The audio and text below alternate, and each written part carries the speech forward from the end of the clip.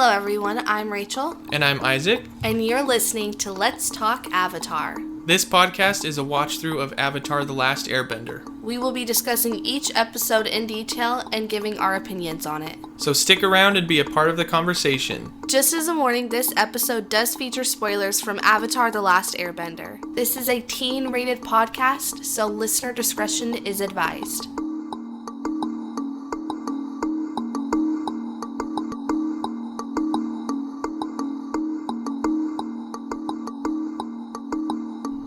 Hello everyone and welcome back to the Let's Talk Avatar podcast. My name is Rachel. My name is Isaac. And today we're going to be discussing episodes 9 through 12 from season 2 of Avatar: The Last Airbender. I mean, if you don't know that by now, I don't know why you listen to the podcast. Why y'all listen? Anyway, we're going to jump right into this unless you have anything you'd like to preface. I actually have a preference with these 4 episodes.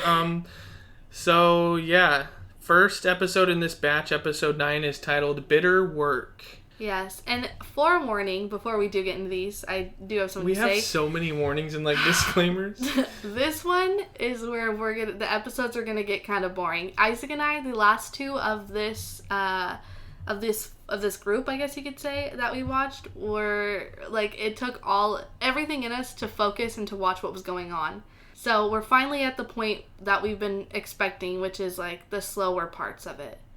I mean, there's still some action moments, don't get me wrong, but it's still kind of slow going. I love these episodes. It's just hard to watch through, I guess, in order when you have so many episodes that are so plot driven. Mm-hmm. But anyway, so Bitter Work. It's basically about Aang learning to earthbend from Toph. Yeah, getting his first earthbending lesson, would you say? Yeah. Real lesson. Mm-hmm. And it's kind of just that the whole time. And then there's also the Zuko Iroh storyline that's been going on this whole season as well. It's kind of, it's one of those episodes where it's a lot of what we've already been seeing, just continued on with a little bit more detail. So I feel like there's really not much to cover in here. This is the episode with Fufu Cuddly Poops. Who is like a duck? Saber-tooth. Duck moose. Yeah. It's pretty cute. If you haven't seen episode 9 of season 2, check it out. Just for Fufu Cuddly Poops. One thing we can say is Zuko and Aang are kind of in the same spot mentally. Yeah, and definitely. Almost physically. They're going through kind of the same issues right now. A little bit of defeat. Yeah. So it's really interesting to see the 2 extremes. I don't want to say they're extremes because they're not. I mean, at one point they were, but now they're getting. It's kind of like they're facing the same kind of challenges mentally, but they're going to get to a point that we'll see moving forward where they're kind of at the same spot, which is really interesting. I never noticed that before. You do see a little more of Toph's character in this too, where you get to see that more rough exterior that we already know about Toph, but you get to see more of it. And it's funny because you have a moment where Katara's like, "Hey, Toph, Aang learns more by positive affirmations and being happy," and Toph's like, "Thanks for letting me know," and then does the complete opposite because that's her. And it was just one of those moments that really cracks you up because it's totally Toph and Katara's characters. But what Katara doesn't realize is that maybe Toph's rough exterior is a good thing for Aang, because you don't want multiple of the same teacher, you know? Yeah. Part of learning and having teachers is so that they can teach you different things, whether that means their different personalities come through or they teach you different bending styles, stuff like that, you know? Well, and your bending has a lot to do with your personality, or your personality has a lot to do with the bending style you have. So it makes sense for Aang to be taught the way that he's going to have to bend, you know? Yeah. So, that's all I think we're going to cover for episode 9. No, I have something. So it's called Bitter Work, and I barely realized this. I mean, obviously, it's bitter work because earthbending's hard to do, and Zuko's learning lightning bending with Iroh, right.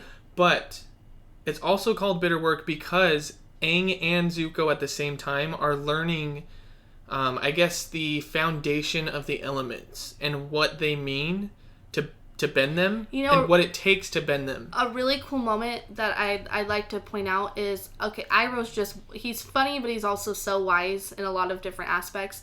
And there's a moment where he tells Zuko, where he says, you know, you have to have respect for all the elements, and you have to learn something from each of them. And he said, that's why, and then he's like, that just sounds like Avatar talk, is what Zuko says. And Iroh's like, well, there's a reason the Avatar is the Avatar, and it's because they can balance all 4 elements. And he said, you can do the same thing, which is so true. Each one of those benders, that sounds weird to say. Sounds like Bender the Robot. I know, that's what it reminded me of. Each of them are able to learn something. Even though they can't bend every element, they're able to take something from every element and add that to their style. And I think that's what's so great about Iroh, is you can tell that he's learned from his mistakes, and he's grown by learning different techniques from each bending style. Yeah, that's exactly what I took away from this. It's kind of like you have to fail. Like, failure is part of success, if that makes sense. No one's going to have, like, a perfect success story. There's always going to be that rough patch or multiple rough patches. So that's kind of what I took away from it. And it just came from Iroh, which is, like, I think he's honestly the most wisest character in the show. So I'm glad that they went with his kind of, I don't know, teaching, I guess. So is that it for Bitter Work? Yeah. The next episode, episode 10, The Library. This one literally made me cry. Ask Isaac. My eyes were welling up. I've never felt this way about this episode, but for some reason this one hit me completely different. To a point where when they even showed the, like, backstory. When they went on to the next episode and showed the previously on. Yeah, the previous episode's kind of highlights. I almost cried again too, because I was like, stop showing that. My heartstrings were pulled so much in a way that they had never been pulled, at least with that episode. So, like I said before, this one's called The Library. It is basically, they're starting out by they're having vacations. Each of them get to choose where they want a vacation, and Katara ends up choosing, is it Misty Spring or Misty Palm Springs? Oasis? Something like that. I can't remember what it's called. So they end up going there. It is not anything like they imagined or what they had heard it was like. But they meet this... what is he? Why can't I think of the word? He's like a pathologist? No, there's like paleontologist. That's dinosaurs. It's not a historian. He's like he just finds relics like a and... geographer. No. Wow, we you can tell like we're not... No, what is he? It's like a sub... I know people are going to comment on this and be like, are you guys idiots? This is what it's called. We already know we're idiots for this, but okay, we can't remember what it is. First of all, keep in mind too, hold on. Maybe he is a paleontologist. Okay, so we figured it out. It's we had to take a short break, guys. It's anthropologist. We got it. But they meet this anthropologist who talks about a library with anything you want to learn about in the Avatar universe is in this library. And so they're like, well, we want to go there. And they end up taking Appa because walking there would just be way too long. So they go on Appa with this anthropologist, arrive at the library, and they realize that it's like partly sunken into sand. So they're trying to figure out ways to get in. They were worried that there was going to be sand on the inside, but it's literally just on the outside of the library, so they were able to go in with no sand or have any issues. I'm just going to say I love this because, again, it's like Avatar universe taking reference from real world. So like in the Sahara Desert in Cairo, Egypt, obviously everyone knows about the Sphinx and the pyramids. Well, those were actually recently, in terms of like history, dug up. So they were almost like completely buried in the sand, which is crazy because it makes you wonder what else is buried in the sand. Mm-hmm. But I just thought that was cool. Like the library is so huge once they get in it, but the only part that's showing is like that little tower spire thing. Yeah.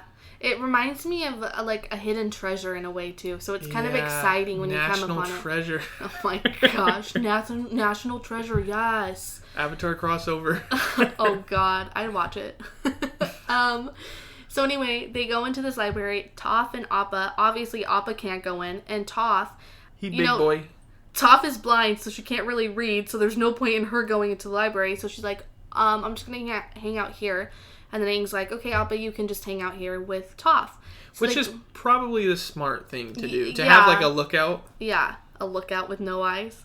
Keep in mind, too, That's hold on. true.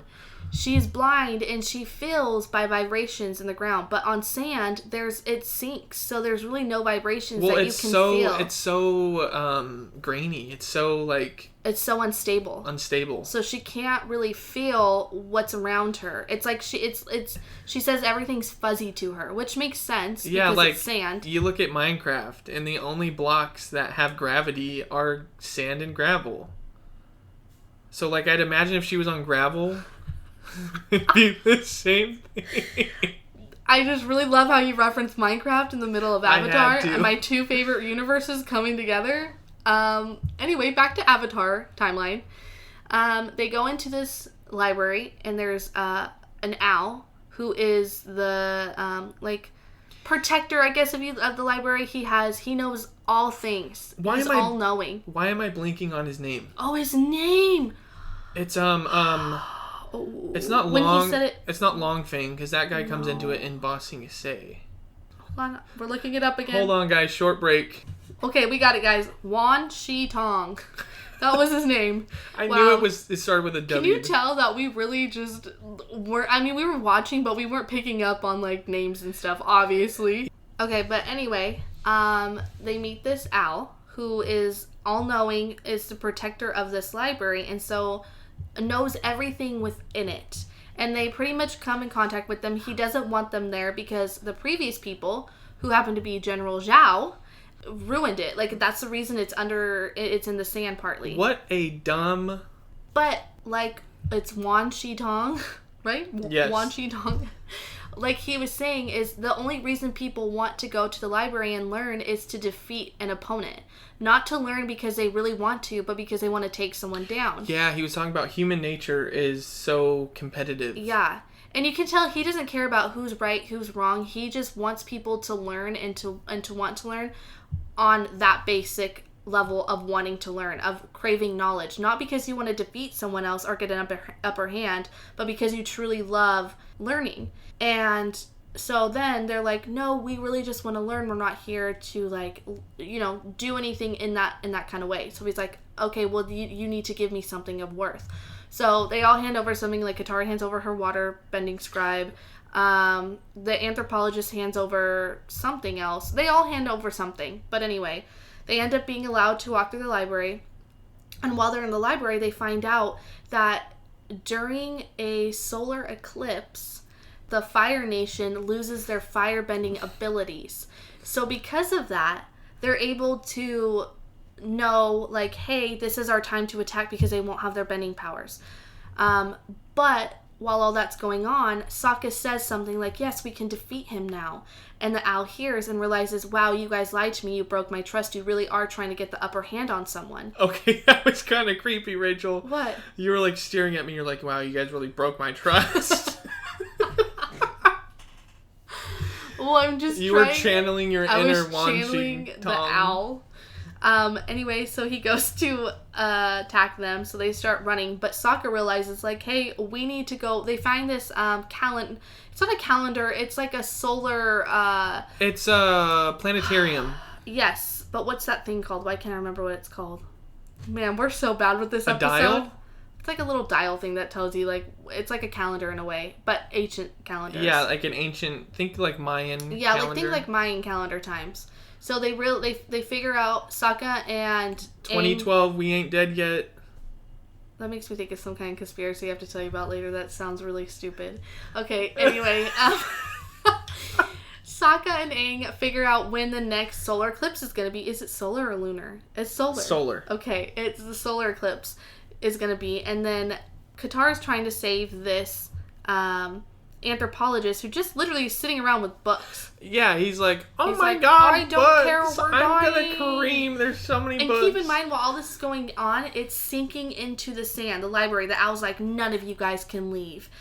And so then you have Appa and Appa and Toph outside, and this is where it got me. Toph is literally, she can't stabilize herself that well on the sand, but she's doing everything she can to stop this library from sinking. And then and there's sandbenders we forgot to mention earlier that you meet, and you don't really think anything of them, but they come back and they come to the library and they steal Appa. So Toph has that moment where she has to choose to either save her friends or to save Appa. And her and Appa, you can tell like they've had their bonding moments. And there's a moment where she's literally, Appa's being taken and she's trying to like fight them off while hold up the tower and it's not working, and she has her hand on the building finally and realizes, I'm gonna need to save them, and she goes, I'm sorry, Appa, and that the tears just start rushing down her face. I was like, oh my gosh, it wasn't even that moment pulled on my heartstrings, but there's another moment that gets me. But anyway, so long story short, they end up getting out of the library. They end up getting out, looking at Toph, and they're like, Toph. Aang's like, where's Appa? And she has her hands down, like looking down, and her hands over her ears, and she's shaking her head no, and you could tell she is so distraught, sad. And that's where I cried. I was like, she literally was such a little girl in that moment of like, you could tell she felt so bad, and she even tells him like, I had no choice, you know? And there's a moment where Aang's like, was that the next episode where it is the next episode. We'll get into that part here next because it's literally the next episode. Actually, we'll just start there because was there anything else you wanted to say about this episode?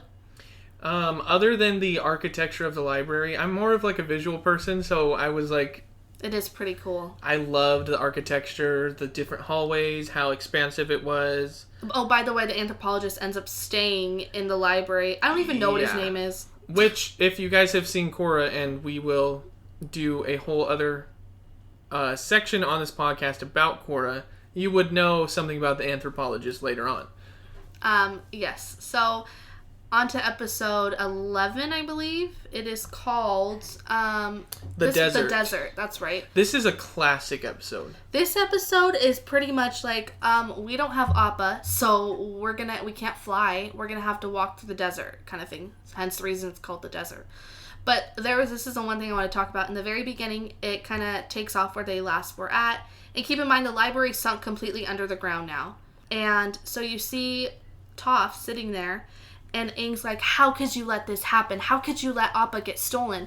And she's literally there, like, almost in tears, saying, like, I had no choice. It was either I save you or Appa. And he's like, well, why didn't you? And the thing is you could tell that he's upset, but you're also thinking, like, Aang, put yourself in her shoes. And she's trying to explain herself, like, it's sand. I didn't hear them coming. I didn't know what to do. And Katara comes up to her. This is a moment where I'm like, Mom Katara, do your Mommy thing. Katara. She tells Aang, she's like, she did all she could. Like, fighting about it's not going to solve anything. She literally did all she could. And it was that moment where it was like Toph needed a mom and Katara was the mom there for her. I'm going to play devil's advocate. Aang going through a lot right now. Yeah, he is. I get that. And you can't deny that. I'm not going to deny that, but We just watched Bitter Work. Oh my gosh. And you would know. It was just one of those moments where Toph is such, she has such a hard shell and she's such a tough character that this moment really got to me because it was like, wow, there's a little girl in there. Like, she really is at the core of herself, just a little innocent girl. And that moment really portrayed that. Yeah, this whole... I think this is a moment too, sorry, I didn't mean to interrupt you. This moment, I think, is a moment where, I mean, Katara and Toph always have their differences, but this is a moment where I think they both realize, like, we need to be here for each other, and Toph realizes that Katara is maybe not as bad as she always thinks she is, you know? And vice versa. Yeah. And then Sokka makes a comment too, and I'm like, Sokka, shut up. Sokka's just there to add, like, extra whatever he does. This is also the cactus juice episode. If you don't know what that means, we'll get into that in just a second. Actually, talking about it now, I'm realizing that something that Avatar does really well is to, like, arguments within characters. They both have valid reasons for their arguments, you know? Yeah, if you were on either side, you could understand feeling the way that they feel. And you have to factor in that they're literal teenagers. And Toph is, like, what, 12? Yeah, she's not even, like, a full teenager yet. Neither is Aang. Yeah, so they're, like, really young kids, and they're having to deal with these issues. So I just like the fact that they make it realistic in the way that you can tell Or you could just like, you could see both sides. Mm-hmm. Definitely. Even if you sway one way, you can still see the other side. So this episode continues with them going through the desert. They're obviously even more irritable because they have no water. They're literally drinking Katara's nasty, muddy, bending water.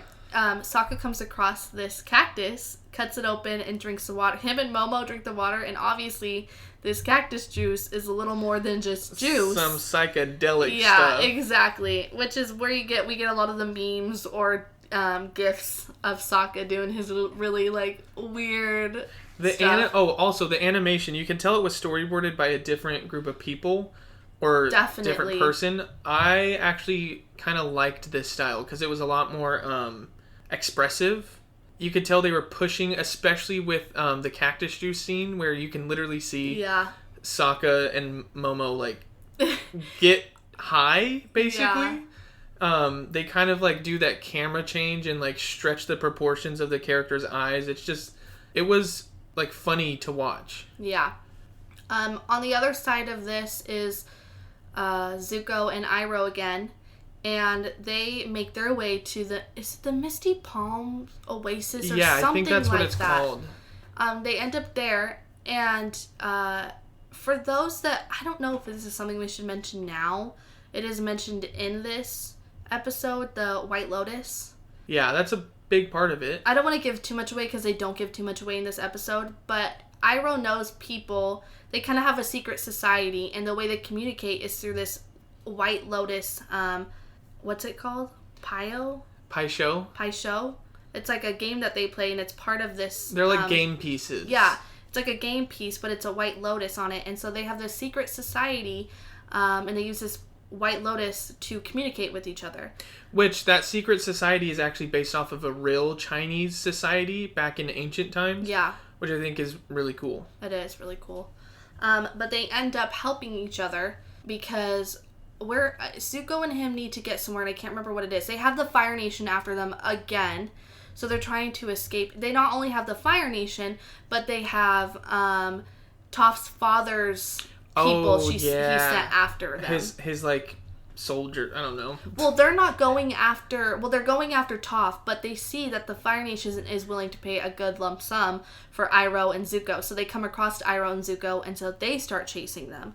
So this episode is pretty much, it's just one of those episodes where it obviously moves the plot along, but it's just kind of boring. Not that, like, there's some interesting parts, but for the most part, it's kind of like, oh, okay, let's get some action going, you know? Which I wasn't too mad about because obviously they don't have Appa right now, so they can't get anywhere quickly, especially in an expansive desert. They do a good job keeping it real and not making it unrealistic, like, oh, well, we'll find another way to get there without Appa. No, they actually did find another way, that's right. They found, the sandbender boats. Oh, no, well, they do, but I'm that just was saying, like way later. Yeah, they weren't just all of a sudden like, we're going to teleport through this magical portal that happens to be They here. weren't fast traveling. Exactly. But that's pretty much, I mean, I don't know, is there anything else you want to say about this episode? Other than the visual things, like, I think it's cool that they're in a desert. They haven't really explored that until now. Yeah, that's true. I like that we're getting a lot of different sceneries already because we've seen, like the different water tribes, even air temples, and now we're getting some more like earthy, tribal stuff going on. Which props to the background artist because that is like a job and a half. And the Earth Kingdom has, like, they're going to Ba Sing Se, which is in the very corner of the Earth Kingdom. And you have all this land with different geography and different, like, just different land or forest or stuff like that. So props to the background artists because they have to draw and paint all of those different sceneries. And I don't even know how you do it. Like, yeah, that's crazy. So the next episode is episode 12. It is, what's it called? Serpent's Pass. And this one, so the DVD set we have is kind of weird. We believe that this is probably like a part 2, like 1 and 2. So this is probably based off of when they aired them. Yeah, that's what we're thinking because of the way they're lumped together in the discs. Yeah, so this is like part 1 of 2, like Rachel was saying. I believe it's the Serpent's Pass, which is the one we watched and we're going to talk about right now. and then the drill. Yeah, the drill is the next episode, which is where we will start next week. So we might reference to this episode again just because it's a part 1, part 2 series. Yeah, it was kind of weird to end it here plus we didn't even know that it was a part 1 and 2. We had no idea it was even a part 1 or 2 till we got to it, and we're so confused for a second. We're like, wait, did we watch? We watched at least 4 episodes, but anyway, to get jumping into this episode, this is where Suki comes back into it. If you don't remember Suki, she's from early on in Kyoshi Island, right? She's a Kyoshi warrior, and her and Sokka kiss. Well, she kissed him on the cheek, right? No, did they actually? I think did they kiss? Maybe they just kissed on the cheek. I don't remember. At the end. It's kind of like his first peek into liking a girl, I felt like, and then he got with Yue, and then she died, and now Suki's back. So anyway, she died. They end up coming across. I don't even remember how they got to Suki, if I'm being completely honest. Okay, so they made it to Serpent's Pass, but there was like the area where if you were rich and you had money, you could pay to just go through the normal way.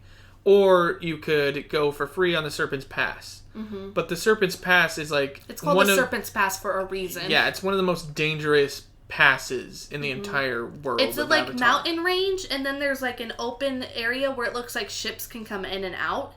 And so there's an open area where you literally would have to swim across to get to the other part. There's no bridges, nothing. So, and then you have this serpent in the middle that's just waiting for people. Yeah, but they don't know why it's called Serpent's Pass, so they don't even know that there's a serpent there. But like I was saying, Suki actually works in that kind of border area where people could choose to go to the Serpent's Pass or just go through the normal route. Oh, she's one of the guards there. She runs up to Sokka and she kisses him and is like, "Oh, is this familiar?" And he's like, "Suki." I've always been a fan of Suki. I think she's just a wholesome character. She, I think, is one of the best side characters in the entire story. In the entire Avatar universe. I've always liked Suki from the very beginning. Yeah. She's definitely one of those people that's like a powerful woman and so secure in herself that you don't ever feel like she has to be prove herself, you know? Yeah, there's no feeling less than. There's a definite moment in here that Isaac and I literally laughed out loud because we were like, relatable. Oh yeah. With Toph and her. They meet this couple. It's this. She's pregnant. A pregnant woman and her husband, I'm assuming, and I think is there someone else with them, or is it just them? I think it's just them, but then they also have a bunch of other people, other families, that they're bringing through this pass. No, it's just them, I think.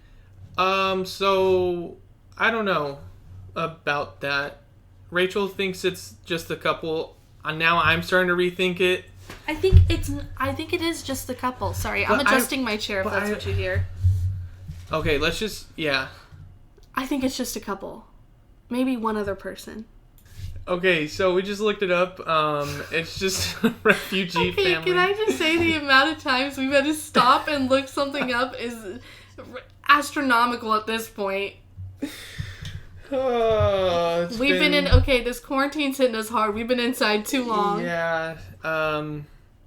Shout out to everyone in quarantine right now. It's rough. We're feeling you. Actually, this is our normal life, so we're really not doing much anything else, but still, it makes us feel like just knowing we can't do stuff makes us feel like claustrophobic in some ways, I guess. Yeah. Like we're trapped. But it's really not that bad. But we're trying to get these out and record them so you guys have something to listen to? Yeah, so it's not just like gloom and doom. Yeah. But yeah, let's get back to Avatar. Something that's probably more happier. So we're gonna say it's a family, a mom and dad, and she's pregnant.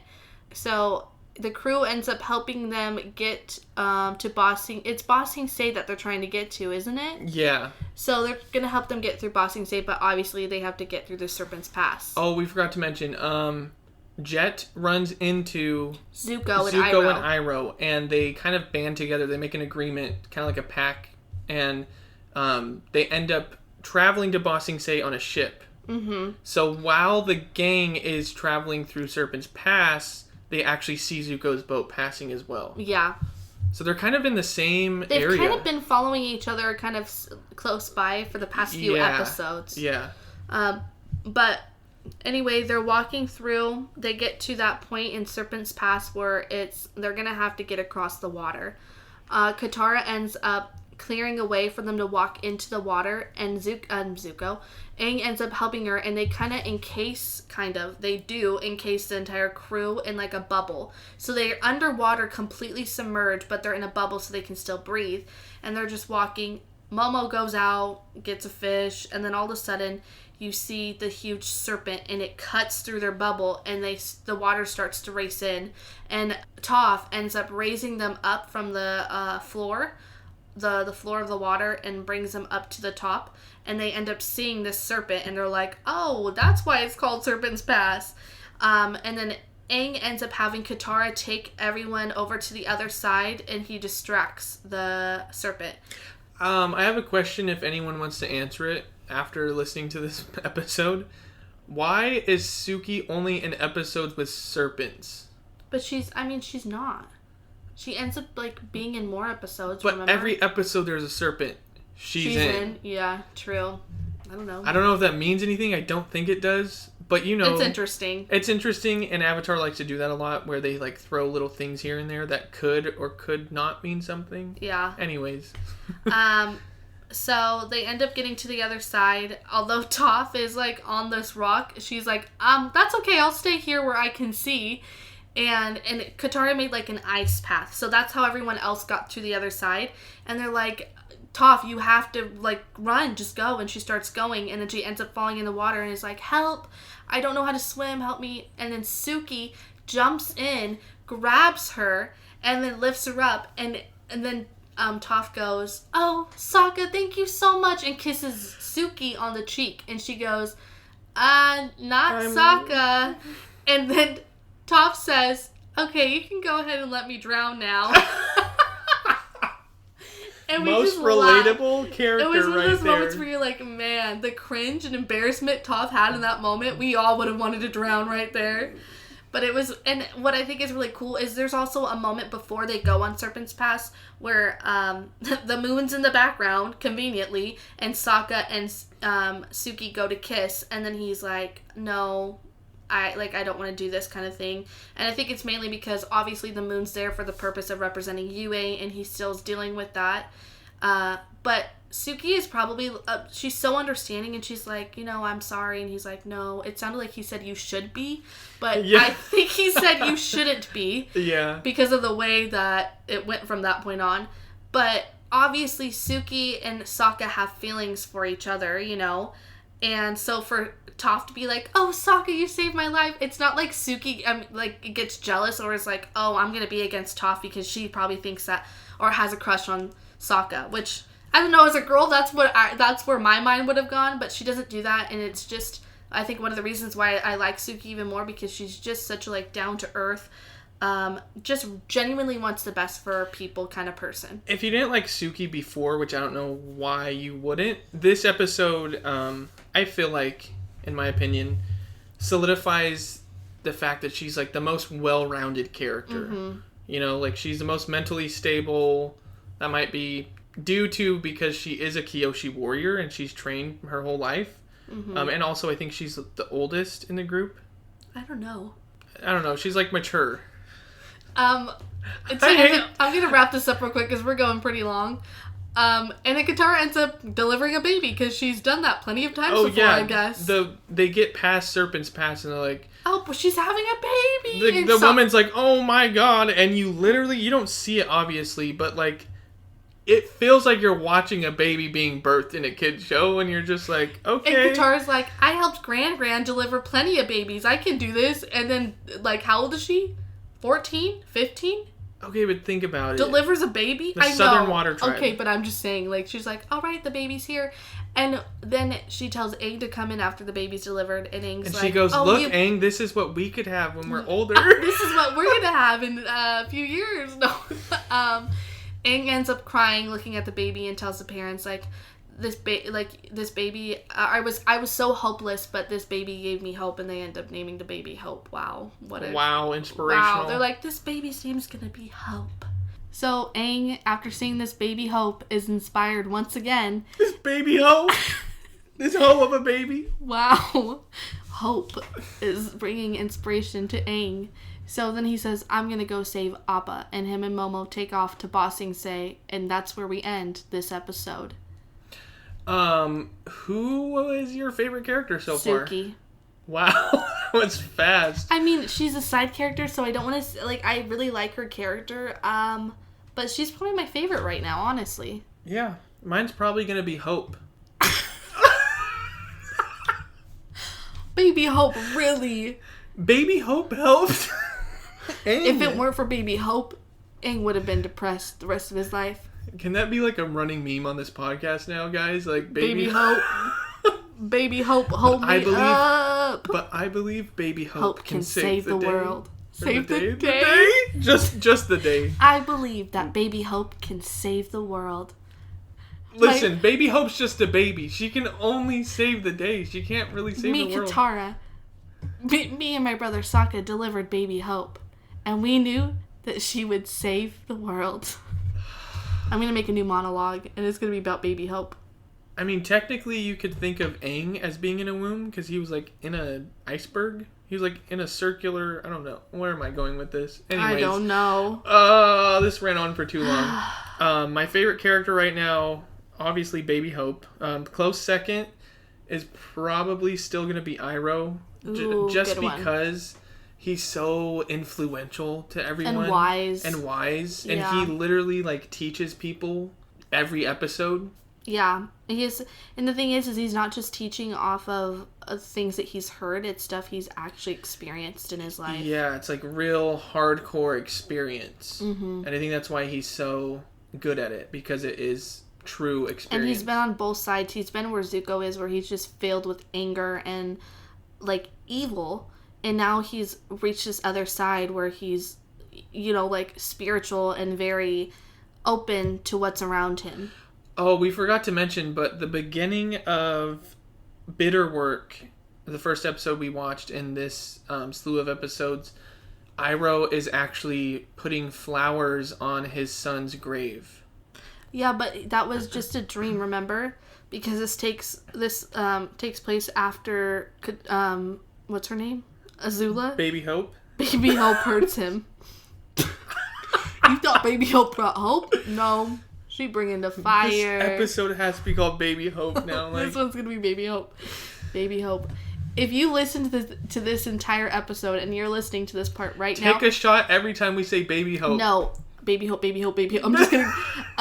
Comment below Baby Hope, but put Baby Hope. Put Baby all lowercase, Hope all uppercase. Yes. Then a heart emoji. Yes. Then we know who the real ones are. Please. You a real one if you know Baby Hope. You a real one if you know Baby Hope. We're going to get shirts made that say Baby Hope. Alright, we need to end this episode. Yeah, this is going too far. Anyways, I'm Isaac. I'm Rachel. And we will see you next week with another batch of episodes. Bye. Bye. Thank you so much for listening to this week's episode of Let's Talk Avatar. I'm Isaac. And I'm Rachel. You can find us on our website at nonessentialmedia.com. On Instagram under Nonessential Media. On Twitter at nonessentialm. And on Facebook by searching Nonessential Media. Join us next week for another episode of Let's Talk Avatar. We love you, Baby Hope.